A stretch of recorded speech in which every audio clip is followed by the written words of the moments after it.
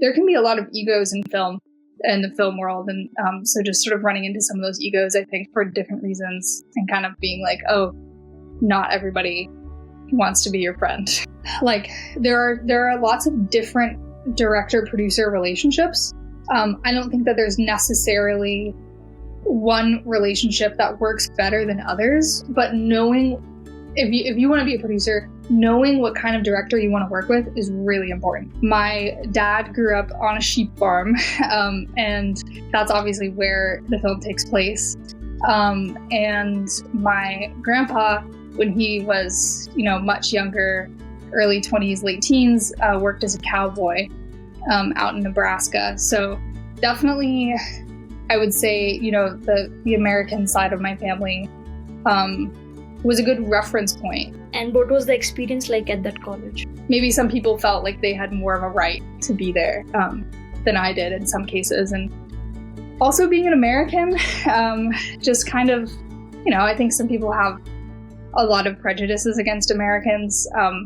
Funding is really tricky. And I wish I had figured it out by now, but I haven't. I don't know where to get funding from. I think, obviously you have to put some of your own money into it.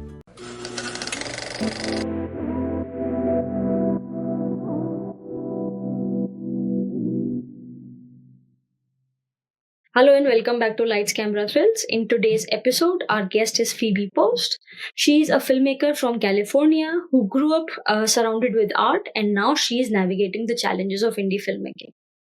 Phoebe is a filmmaker who blends realism with personal storytelling, as well as showing the elements of her American and Dutch culture.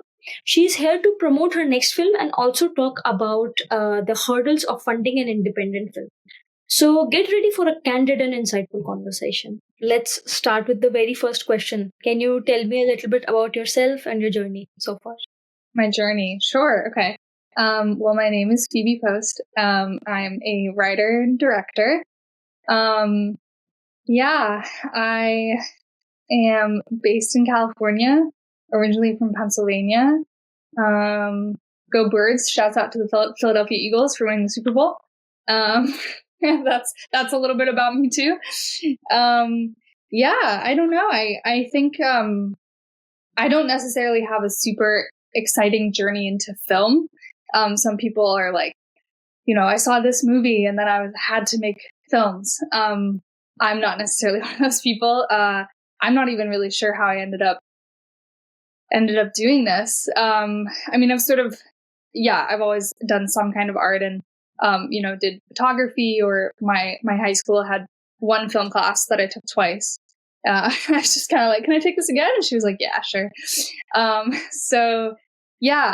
don't know if it's necessarily anything super exciting, but just pretty normal maybe, and just like going to college and studying it, and then, working in it after college, and just sort of taking the slow and steady road.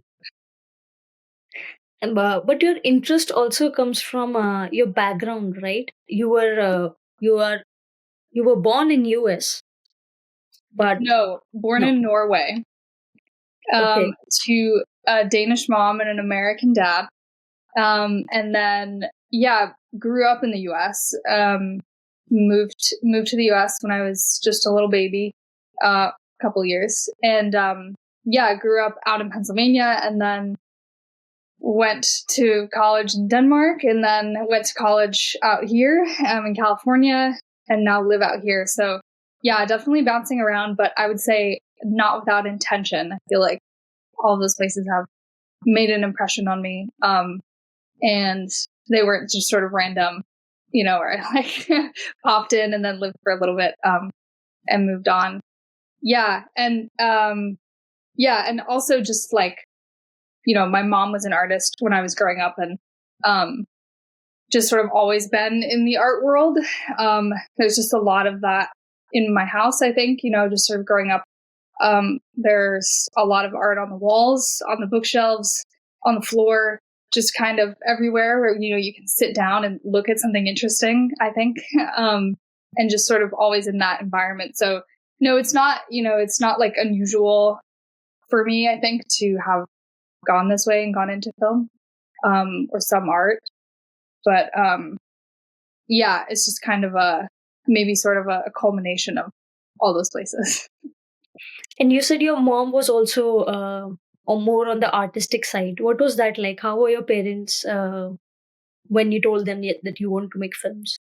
Yeah, I don't know if I ever really like announced it. I think maybe I was just kind of like, yeah. I mean, out of high school, I went to a film school in Denmark, which my mom helped me find. She just kind of, I don't know, maybe Googled it and then was like, "Why don't you try going here?" So I applied and got in and went there. So yeah, I mean, it's always been a very natural thing, which I know is not necessarily the case for everybody. So I'm definitely very grateful for that it was like never a conversation I had to have where I was like, I'm going to be an artist. And they were like, what do you mean? It was totally, yeah, like I said, growing up, my mom worked as an artist and her studio was in our house. So it was definitely like just come and go. You're always part of it, always there.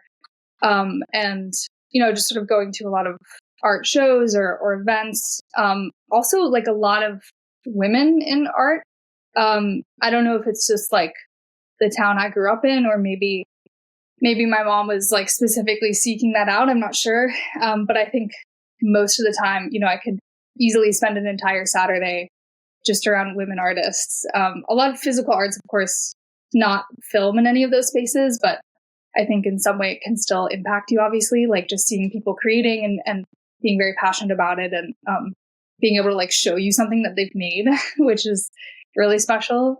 So yeah, just kind of like always being around it like that. I don't think it was never a problem, to sort of choose that and say like, hey, I'm going to go do this. I don't remember having that conversation. And maybe even my mom was like, yeah, you should definitely do it by suggesting that school. Right. Yeah, it worked out. And what was the experience like at that college? Yeah. It was interesting. It was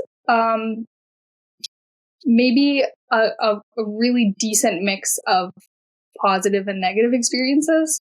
And by negative, I think like not like detrimental, but maybe just sort of like real life. I don't think I necessarily grew up in a bubble, but maybe sort of like just becoming an adult and realizing that not everything is like, roses all the time. Yeah, it was an interesting experience. It was the first time, like I said, there was, one class in my high school, one film class that I took twice. So it was the first time I had kind of like taken a sort of legitimate, film education in that way.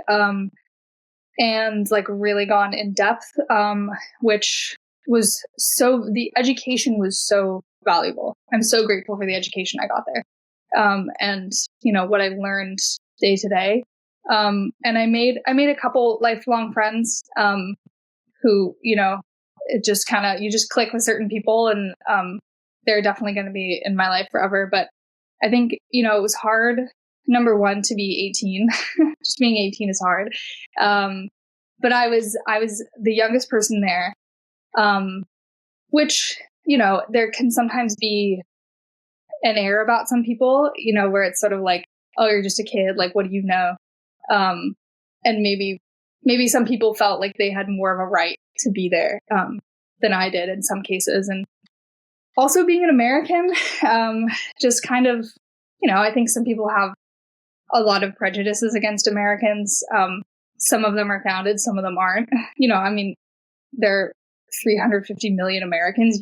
It's really hard to generalize and be like, oh, all Americans are like this. But I think that did have maybe, sort of an impact on things. I think some assumptions were made about me in some situations. And there were some people who were just, you kind of think about like European cinema is sort of like Italian New Wave, French New Wave. It's definitely like a thing that's very like, oh, these films are phenomenal. And you have to watch this European cinema. And then you get like American film and people think Hollywood, they think like Michael Bay. It has to be action movies. It has to be explosions. has to be $50 million budgets. And that can be that you can kind of like bump worlds like that. And people might kind of think like, oh, you're an American, you don't want to make interesting films.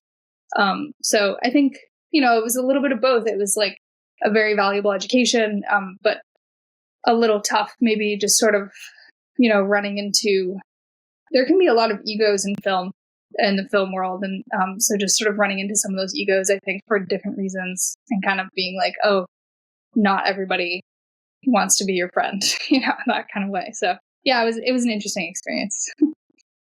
And now that you have made films in US, you have made films in Denmark, and you are Danish. Has that reflected in your work as well? Yeah. Yeah, I mean, I think it has. I think it's really hard not to let those things influence your work. So I think, of course, they seep in just sort of naturally. I think too, like, yeah, I was really, when I was starting film school, I was really inspired by the Dogma 95 movement, which is a Danish film movement from the 90s, which was very, sort of guerrilla, sort of like super low budget. So we're going to focus on story and acting and the things we can, and we'll just shoot on a camcorder and, use my parents' house, whatever. And I was very interested in that. And I think, I'm more open to nice equipment and purposeful locations and that kind of thing, and bigger budgets. But I think I still really connect with like the importance of a really strong story and characters. And like, yeah, you could have cool visuals, but to me, they don't really mean anything if you don't have a really powerful story and really powerful characters. Like I think your images should reflect the narrative and the characters. So I feel like, yeah, that style definitely still resonates with me. And yeah, I mean, I think like, I'm definitely one of those people who writes people that I know into my films. Just maybe a quirk or a certain phrase that somebody uses that is kind of funny and unusual, or even just like something that you overhear, like, sitting on the bus and then you hear a conversation, you're like, oh, that's an interesting conversation. I wonder why they're talking about that. And then you kind of like come up with this whole thing. So I think like, yeah, culturally, both like the way Americans are, I think especially like Northeasterners, the way Pennsylvanians are, they're sort of a very specific sort of quirky people. And the way Danish people are too, like, I think those cultures definitely seep into the characters that I write. And I think you get a lot of really interesting characters out of people from those places. So yeah, I mean, like, nobody where it's just like, oh, I'm just, recreating this person on screen, but just sort of a mix of people and lifestyles and the way people sort of act, I think definitely shows up. And do we see something like that in your film On a Narrow Range? Do we see something like that in that, or was it separate project altogether? Yeah. I mean, the actual idea for that film is not related to anything I know, but my dad grew up on a sheep farm, and that's obviously where the film takes place. And my grandpa, when he was, much younger, early 20s, late teens, worked as a cowboy out in Nebraska. So definitely, I would say, the American side of my family was a good reference point. They weren't necessarily inspiration for characters or actions in the film, but a good sort of like using, maybe the props are real things that, we just have in my family, and just like, hey, I'm just going to use this for this scene. Or yeah, just sort of like, is this legitimate? Like, is this what a day in the life looks like if you're a farmer? Is this sort of realistic? The main character, Astrid, she wears my actual cowboy boots in the movie, because I was like, if we just like buy like costume boots, you can tell they've never been worn before. So I was like, just wear my boots. So there's definitely, yeah, parts of my American family in that film, definitely. And my cousins wrote and performed the song at the end of the film. They're folk country singers, and so that was very legitimate. I was just like, sent them the film, and I was like, however this inspires you, would you please write something? And they were really, really generous and did. So definitely, yeah, not the story. I don't know anybody that's happened to. But yeah, just sort of definitely the locations. And it was originally supposed to be shot in Wyoming and take place in Wyoming, which, yeah, I think is such a special, beautiful place and would look amazing on camera, but cost money to go to Wyoming. So it wasn't shot there. Yeah. But for the very few people who haven't watched the film yet, can you tell a little bit about the plot so that people know what we are talking about here? Yeah. So let's see if I can just remember the tagline here, or the log line. So yeah, it's about a sheep rancher and her husband, who find a wounded stranger on their land. And they are put into a very serious situation. And they have to basically choose between serenity or fortune, is how it's worded. Sort of peace or violence, and what they're going to do with this person. And if you watch the movie, you'll find out what they do. But yeah, it's a very much, interrupting a very quiet life, for these two people, because that's what they chose. So it's just sort of interesting, like what happens if they don't choose for it to be interrupted. It just is interrupted, and then they have to deal with that. And what was your experience writing it and filming it? Yeah, writing it, I think I feel like I remember it's quite a few years ago now, but I feel like I remember it flowed pretty easily. I don't feel that it was, sometimes you write something and you have to come back to it a million times and sit and think, and it's like, oh, what's going to come next? And this film definitely came all at once like that.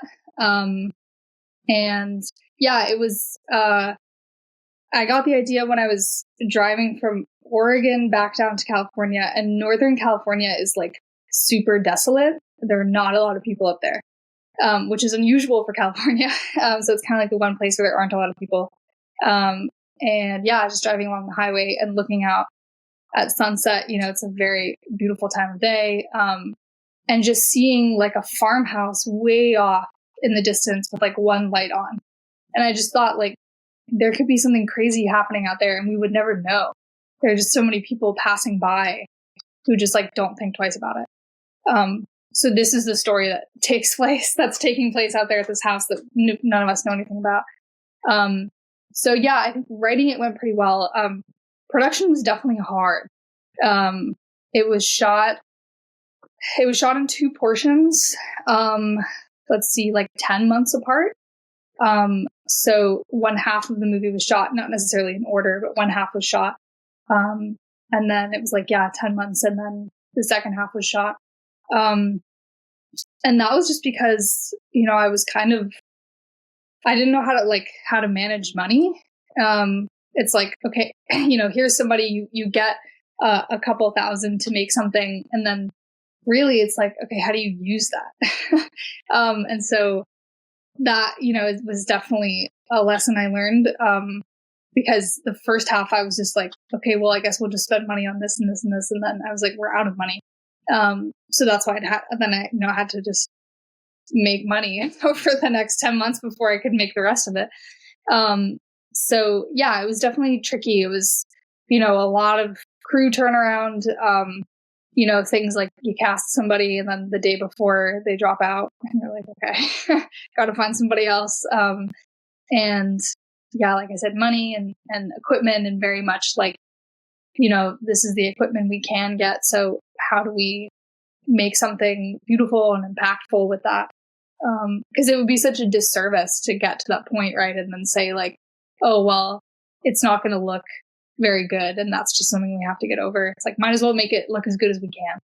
Yeah, just it was very much a lesson in indie filmmaking on a tiny, tiny, tiny scale. So yeah, it was a lot easier to write than it was to make. I bet. And now that you have had an experience in making that film, did you take that towards your upcoming film, The Waver? Yeah, absolutely. Yeah, even just like I did a lot of like practical things like opening a separate bank account. That's just a film account. That's definitely, that's good advice, I think. Do that. Keep your personal money separate from your budget money. So just like, yeah, there were like very simple things like that. But definitely also, yeah, like I think, I think some directors, their style is more like, they're super focused on like department heads and talent. And so everything else is just kind of like, oh, well, whoever, yeah, hire whoever you want as a grip and hire whoever you want as PAs, like, yeah, whatever, just fill it out. And I think I've realized that I really do like to know everybody who's working on the film.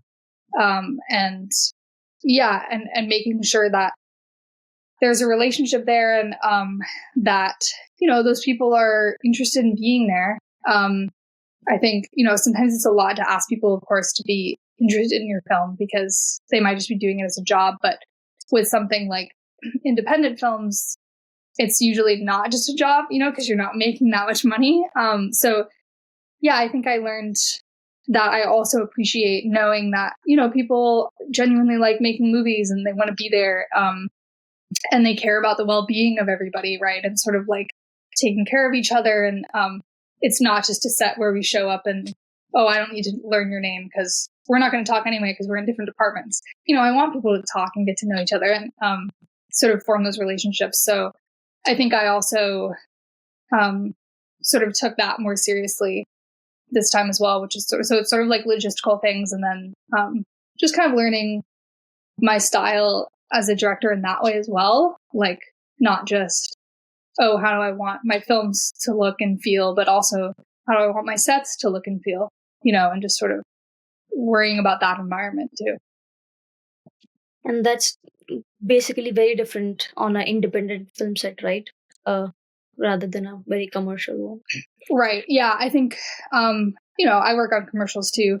And I think in those cases, it can definitely be impersonal just because, yeah, it is a huge job. There's a lot of people who work on those. And it's so fast paced and, yeah, we just got to come in and do it and, get the job done and sort of keep your head down and know where you have to be and when you should be there and, all that stuff. And it's like super tightly run like that, which works great for commercials, obviously, because it's a business and you're putting out a product. But yeah, independent film is definitely slower and more intentional. And, if you just want to make money, which that's fine, some people do, but then, independent film is not the place for that.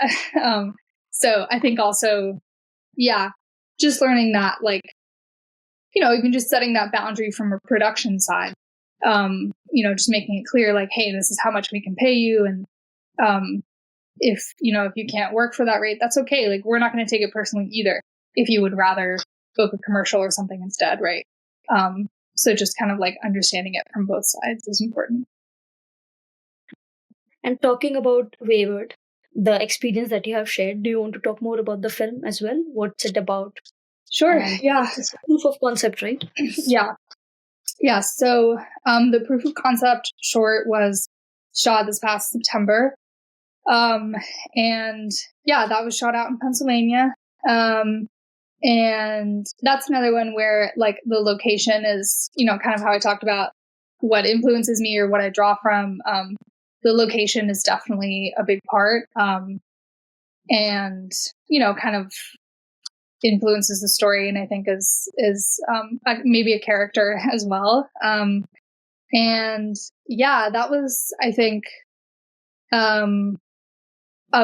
sort of a special experience in that sense of like, I was bringing some people back to that place. I had Carlos, who I mentioned, my DP on Their Range. She also DP'd The Wayward. And my lead actress, Daisy Stock, she also acted in it. So these are people that I like, met out here in California and work with out here. And then I brought them all the way out to Pennsylvania to make this movie for me. It's just kind of like, this is personal to me, but, they don't know, it's not personal to them.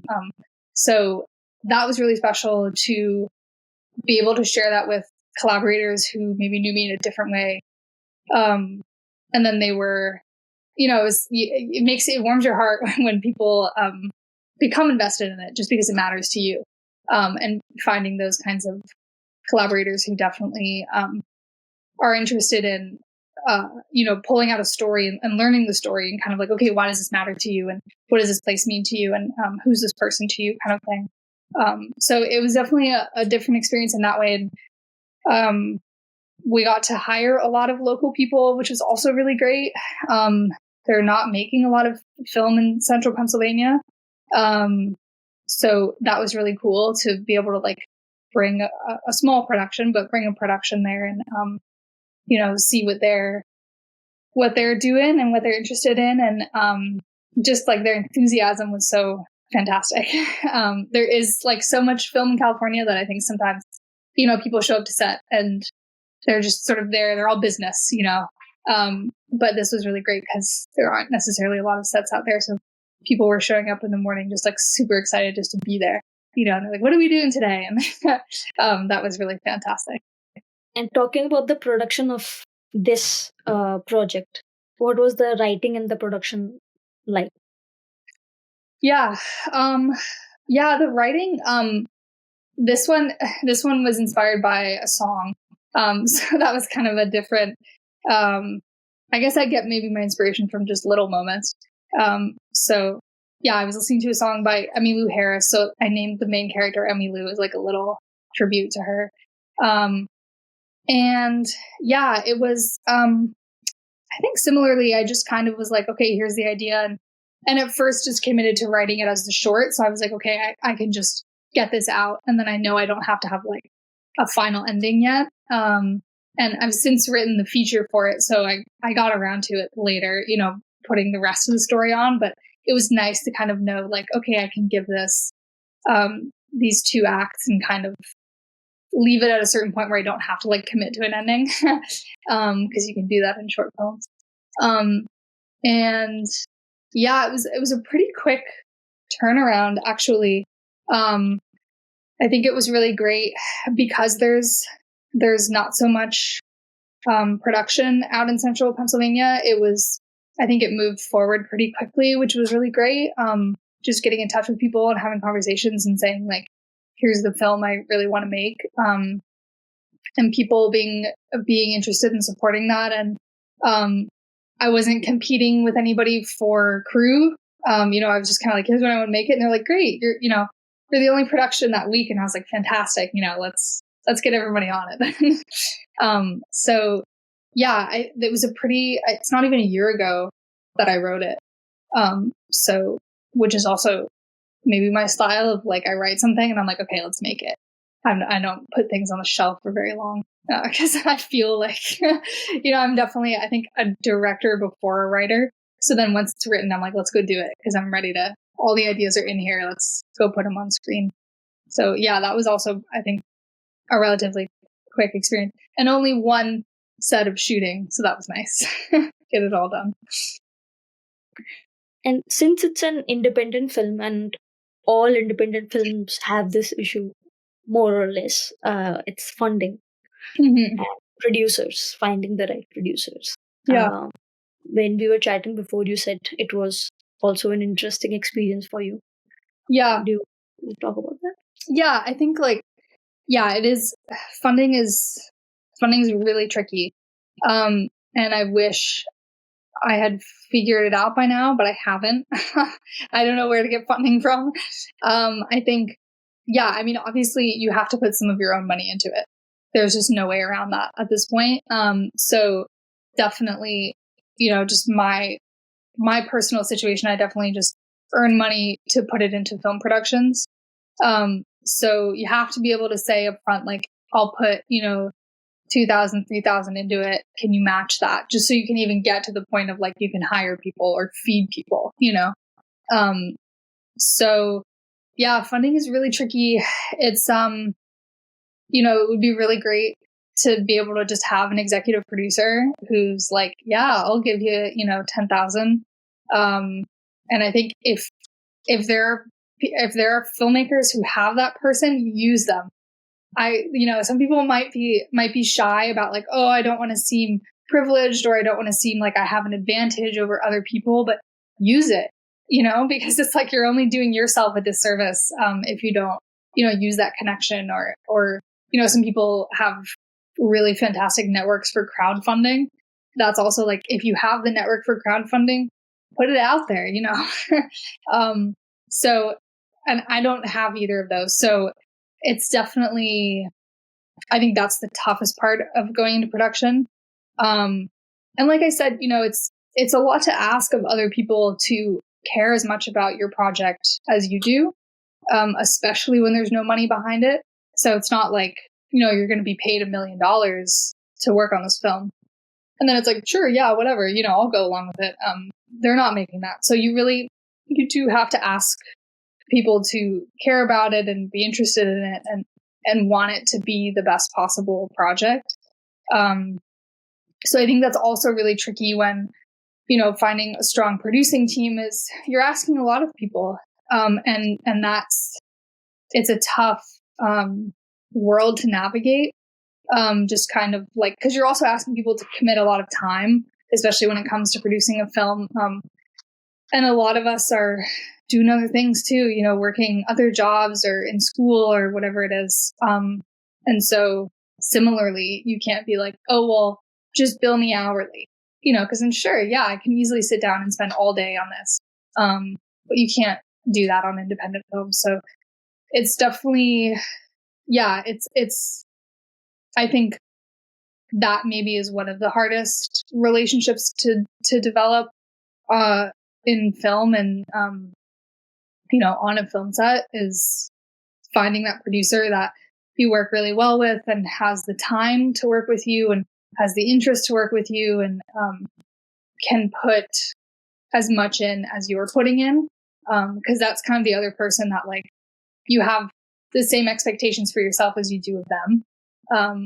Everybody else kind of comes in when it's their time, and then they leave when their time's over, and the film, keeps going with or without them on set or in the studio or whatever.